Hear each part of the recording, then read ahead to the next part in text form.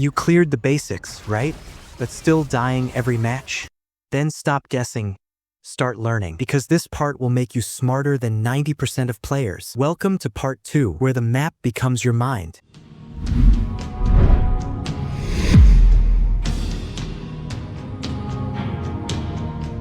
Ever wondered why pros always appear at the right place at the right time? It's not magic, it's map mastery. Today, I'll reveal the secrets they never tell you. Today's secrets: map and objective, vision and map awareness, smart rotation and gank pathing, lane pressure, team sync, map and objective. In honor of kings, objectives come in many shapes and forms, from the tyrant to the magical tempest dragon, and each one plays a crucial role in helping you win the game. Let's start with the most common objective: turrets. Each team has 9 turrets. Technically, you can win by destroying as few as 3, but in most matches, you'll need to take down a lot more. Each lane has 3 turrets: the outer turret, inner turret, and high ground turret, followed by the crystal. Turrets play a very important role in the game. They're defensive structures that protect players from stronger enemies who might otherwise just walk in and destroy you. To progress through the game and push forward, you'll have to destroy each turret one by one, earning bonus gold every time you do. Turrets attack one unit at a time. Whatever steps into range first becomes the main target until it either dies or leaves range.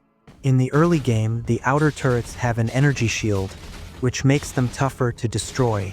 That's why their health bars look slightly different. Now, before we go deeper into the other objectives, let's talk about the jungle. The jungle is divided into 4 quadrants, separated by the river, with each team having its own side.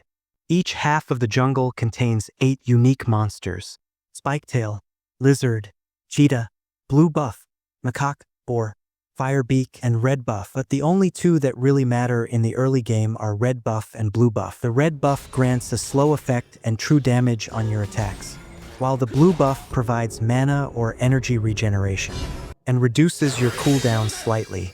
The jungler usually starts by taking one of these buffs at the beginning of the match. Now, if you look at your minimap, you'll notice 2 special colored markers.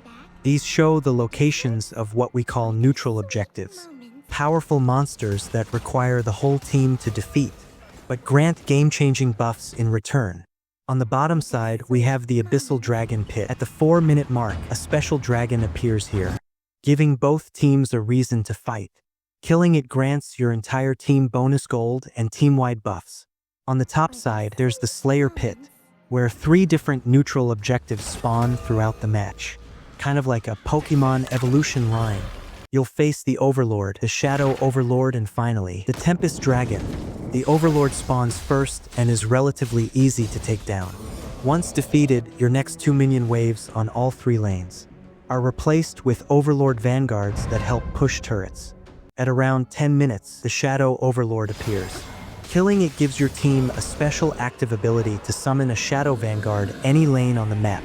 Super useful for sieging towers. And finally, at 20 minutes, the Tempest Dragon spawns, the strongest of them all. It takes multiple teammates to secure, but once killed, it grants your entire team bonus gold, increased damage, and even extra shields. Plus, the next 3 minion waves are replaced with Tempest Vanguards, giving your lanes massive pushing power. Yeah, that's a lot of information, and it might sound confusing at first, but don't worry. Once you've played a few games, all of this will start to make perfect sense. And the best part is, you don't even need to remember when these objectives appear. The minimap shows you exactly which one is coming next, and even gives you a countdown for when it'll spawn. So when you're just starting out, don't stress too much about objectives. As you play more, you'll naturally learn when and why they matter. For now, just remember they exist, and when your team goes for one, be there to help. Experience will teach you the rest. Vision and map awareness. The battlefield of Hero Gorge is covered by what's known as the Fog of War. You can only see what's happening in the areas where you or your teammates currently have vision. Everything else stays dark and hidden. You can notice this easily by moving your camera around the map. But the good news is, vision is shared between teammates. If your ally can see something, you can see it too. This shared vision mainly comes from heroes, minions, and towers, but there are also special hero abilities that reveal enemies for a short time. Throughout Hero Gorge, you'll find bushes of different shapes and sizes. These bushes follow their own rules.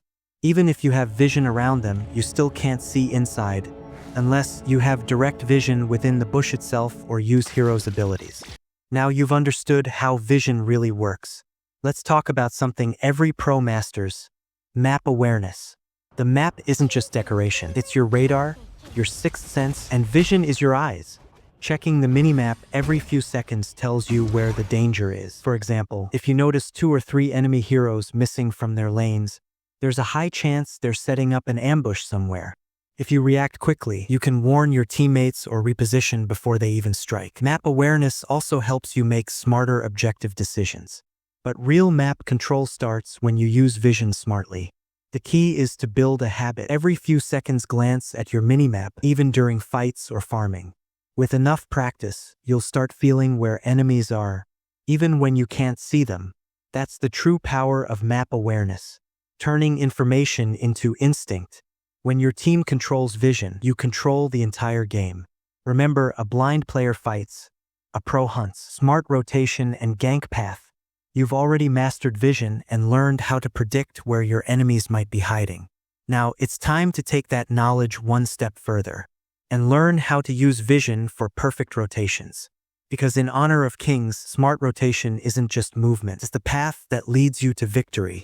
Whenever you lose vision of an enemy hero on the minimap, there's always a chance they're preparing to gank you. But here's the key: most ganks follow common paths, usually through bushes near the lanes. That means when you rotate, you must always stay alert around these bushes, because danger can strike from there at any moment. And remember, you can use this same logic against your enemies. When you notice an enemy rotating through a predictable route, set up an ambush near the nearest bush. Catch them off guard before they even realize what happened. This is how you turn vision and map sense into true domination. When you control information, you control the battlefield. Lane pressure. This isn't a game about getting kills. It's a game about destroying the enemy core. And to do that, you need to understand how to apply lane pressure. Lane pressure means when you constantly clear minion waves and send them crashing into your opponent's tower, dealing small bits of chip damage every time, and keeping your enemies stuck under their turret, forcing them to miss gold and experience. The more pressure you apply, the more your enemy is forced to defend. And that's how you gain control of the map. Because in the end, the one who controls the lane controls the game. In simple words, if the enemy is busy clearing minions under tower, they can't rotate or help their team. That's how lane pressure wins games without even getting kills. Now the real question is, how do you create lane pressure? Don't worry, I'm here to help you master it. Rule number 1. Use your abilities to clear minions fast. When your enemy is busy cleaning up their wave, you're already free to do more, like rotating to another lane or helping your team secure a gank. Rule number 2.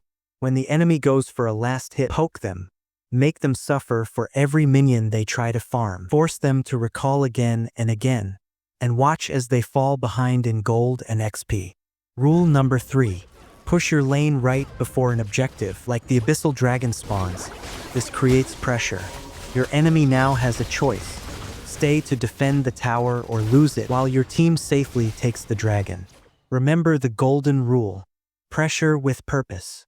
Never push just because you can. Every single push must have a reason, like to rotate, to take vision, or to secure an objective. Example: if you're a side laner, push your wave hard. Make the enemy stay and then rotate mid with your jungler. Take the kill or the dragon. That's clean, calculated pressure. But listen, sometimes pushing can be dangerous. If you have no vision or you see enemies missing from the map, don't be greedy. Freeze your lane near your tower, farm safely, and wait until you see them again. And here's an advanced tip: trading pressure. You can give up your lane for a moment, just to help your team. If the enemy dives bot side, you push top hard. They might get a kill, but you'll get their tower. That's smart pressure, turning small losses into a massive map advantage. Because in the end, The player who controls the lanes controls the entire game. Team Sync, the heart of victory. In honor of kings, no hero wins alone. No matter how strong you are, if your team isn't in sync, you'll fall apart. Team Sync means moving, fighting, and thinking as one. It's not just about communication. It's about rhythm, timing, and trust. 1. Move with purpose. Every time you leave your lane, move with intention. Don't just roam for no reason. Ask yourself, why am I rotating? Is it for vision, a gank, or an objective? If one player goes mid to help but another keeps farming without looking at the map, the rhythm breaks. That's how fights are lost before they even begin. So always sync your rotations. When your jungler moves, side lanes must react. When your support starts roaming, follow their lead. That small coordination creates pressure all across the map. 2. Engage together, not one by one. Team fights are all about timing. If one player dives too early, they'll be deleted before the rest can follow. Wait, breathe, and watch for your tank or initiator. The moment they engage, you go all in. A synced engage hits like a storm, fast, focused, unstoppable. And if your team needs to fall back, then fall back together. Because surviving together is always better than dying alone. 3. Objective sync. When it's time to take an objective like Dragon or Darkslayer, everyone must be on the same page. If your jungler is far away farming while your team starts Dragon, you just invited the enemy to steal it. But if your whole team groups up, controls vision, and zones the enemy, you secure it easily. Ping before you start. Use signals, attack abyssal, gather mid. Those small syncs turn chaos into strategy. 4. Skill coordination. Sync isn't just movement, it's ability timing. A perfect combo can decide the entire fight. Tank dives in. Mage follows with AoE. Marksman cleans up. Support shields everyone. That's perfect synergy. It's not about who gets the kill, it's about how the team wins together. Trust and mindset. Every great team shares one mindset. We win together, we lose together. Never blame, never tilt. If someone dies, cover their lane. If your jungler misses a smite, reset and focus again. Because once trust is gone, no amount of gold or kills can fix that. But when your team believes in each other, even the hardest fights feel easy. That's real sync. That's real teamwork. In the end, Team Sync isn't just a strategy, it's the soul of the game. Because 5 heroes moving with one heart can overcome any enemy and claim victory as one. You've just learned the hidden truths behind map control, vision, and smart rotation. But this is only the beginning.